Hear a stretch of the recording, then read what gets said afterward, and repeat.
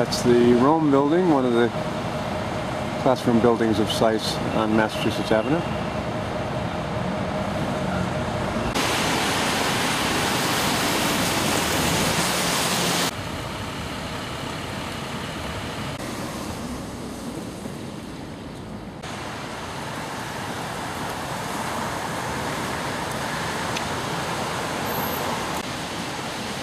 This must be familiar to some of our readers.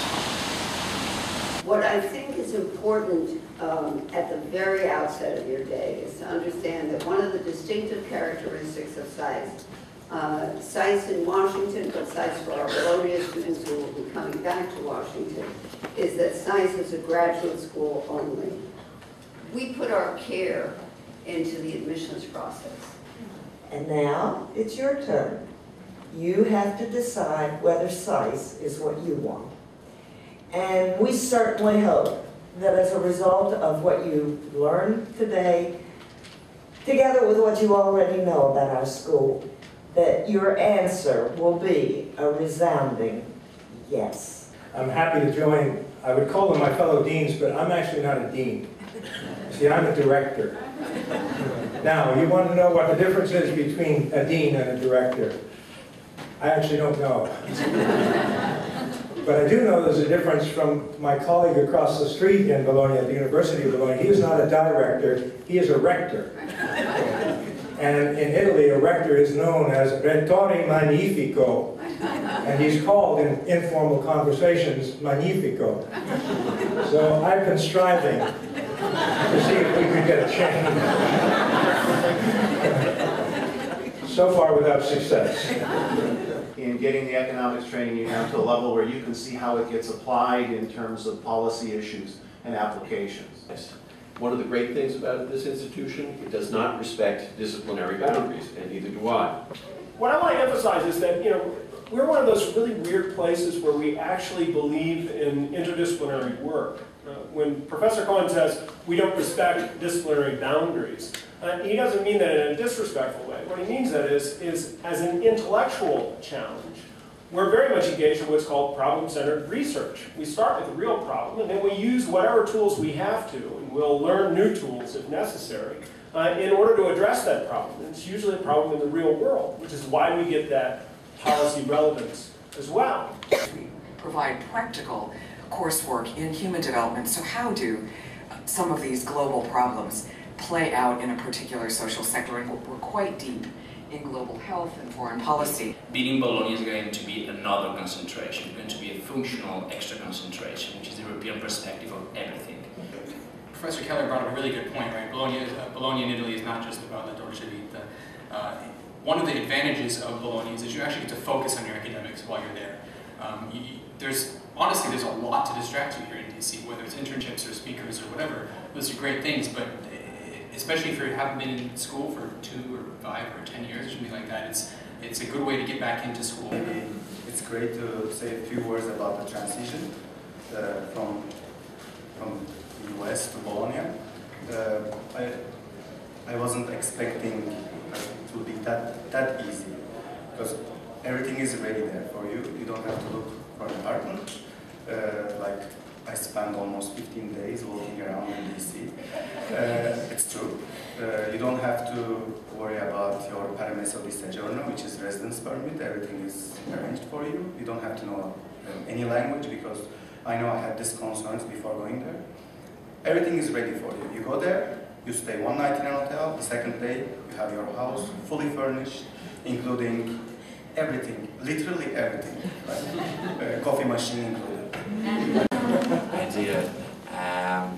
So it can be difficult, like adjusting to it's a much more fast-paced life here. You have a lot more, I guess, freedom to absorb things in Bologna. But at the same time, it's kind of, this is where the work is. This is where the center of power is in the end of the day. That you kind of want to be here. Good morning, everyone. My name is Melissa Basque. I'm coming from France and Côte d'Ivoire, and I'm also a second year ERE student, Energy, Resource and Environment.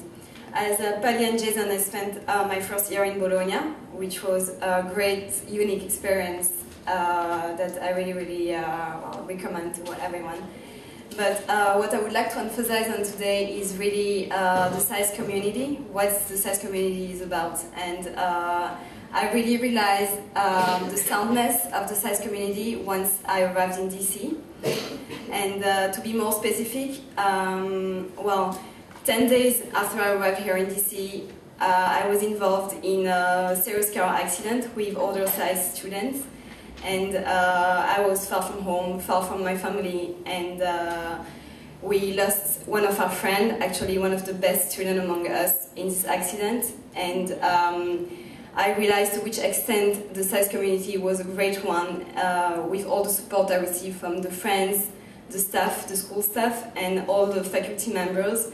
And I mean, I would really I will never be grateful enough to mention how supportive they've been in this tragic event. Yes, well, the point I want to make is that SAIS community really exists, it truly exists, and I'm really proud to be part of it. Thanks.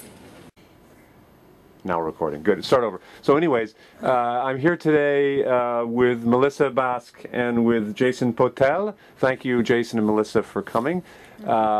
We usually do this blog from Bologna, but we're back in DC. In fact, we're in the student government offices in DC. There's a little bit of social activity behind us. Here with Jason and Melissa, who both were students in Bologna last year and are doing their second year in DC this year. Thank you for coming. And my first question then would be about the dual experience, 1 year in Bologna and 1 year in DC. We talk a lot about the complementary nature. And Melissa, can you tell us whether the experience has lived up to your expectations? Has it been useful spending a year in Bologna and then a second year in DC? So as I mentioned before, it absolutely responds to my expectations. I mean, the opportunities and experience I had in Bologna were not totally different and also really enriching. Mm-hmm. I had the opportunity to take some classes in ERA, for example. I can give the example of Professor Luciani class that was more covering oil and gas issues, I mean, in from a European perspective, and also covering all the Nabucco projects that were going on at the time. And so your concentration is ERE, is that right? Yeah, my concentration is ERE, Energy, Resource and Environment. And I think being in Europe, in Italy, was a great opportunity to travel. I mean, we all know about all the low-cost flights available, EasyJet and all these things. So we had the opportunity to travel in Austria. I went also to Spain, to France. I had the occasion to go to the FAO in Rome. And I mean, there is many things that you can do that you won't have the opportunity to do here in DC. However, DC is a total experience and a really great experience in terms of all the activities going on out of campus, all the think tanks that exist and all the conferences that are offered. It's really a great experience too, and I'm really glad that I had the opportunity to do both of them. Thank you, Melissa. Jason, has it been was it the right choice for you to spend your first year in Bologna and your second year in DC? Absolutely. I think it's a joke among Bologna students that the Bologna year was one of the best years, if not the best, of our lives. For reasons I'll get to. I think the DC program is kind of the core of the SAIS.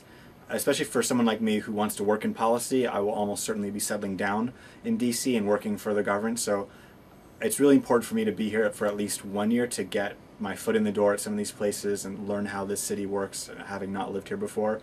But that being said, it was so important to spend a year in Bologna to get another perspective on what this IR life is like. It's a much more international community than here in DC. There's so many more languages you hear spoken on a day-to-day basis. You meet so many more different people. I had the opportunity to travel to so many more different countries. I went to Brussels, to London, to Berlin, to Vienna to see all these different centers of international activity.